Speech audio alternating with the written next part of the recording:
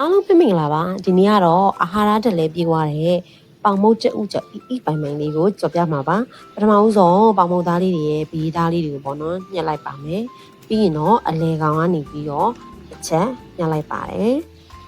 အားကတော့ပေါင်မုတ်တစ်ထုပ်ကိုကြက်ဥသုံးလုံးသုံးထားတယ်စားအနှင်းငယ်ရဲ့တခြားအနှင်းငယ်လေးတွေထည့်ပြီးတော့ကြက်ဥလေးကိုလုံးဝကိုတသားလေးဖြစ်သွားတဲ့အထိကိုနာလေးခောက်ပေးရပါမယ်နော်ပြီးရင်တော့ခုနကထိထားတဲ့ပေါင်မုတ်လေးကိုပါဆင်လိုက်တယ်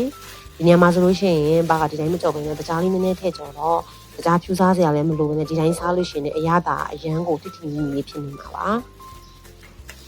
ပြီးရင်တော့ဘာကစီလေးကိုနည်းနည်းလေးပဲတုံးမယ်ခုနကအတင်းလောက်ထားတဲ့ဒီပေါင်မုတ်ချက်ဥနယ်လေးကိုဘာထည့်ကြော်လိုက်မယ်ပေါ့နော်သတိထားမှာကလုံးဝမြေအေးအေးလေးနဲ့ပဲကြော်ပေးပါလူရှိအိုးရောင်တန်းလာပြီဆိုလို့ရှိရင်တော့အဲ့တော့ဒါပေါင်မုတ်ချက်ဥကြော်လေးရပါပြီဒီပေါင်မုတ်ချက်ဥကြော်လေးကတကြားနဲ့ဖြူစားတာပဲဖြစ်ဖြစ်ဒါမှမဟုတ်ရှင်လေဒီလိုအနေအထားလေးပဲစားတာပဲဖြစ်ဖြစ်အချိုကလည်းအရန်ကိုမလွန်ခဲ့တော့ကလေးလူကြီးမျိုးအကုန်လုံးစားလို့ရပါတယ်အားလုံးကိုကျေးဇူးပါ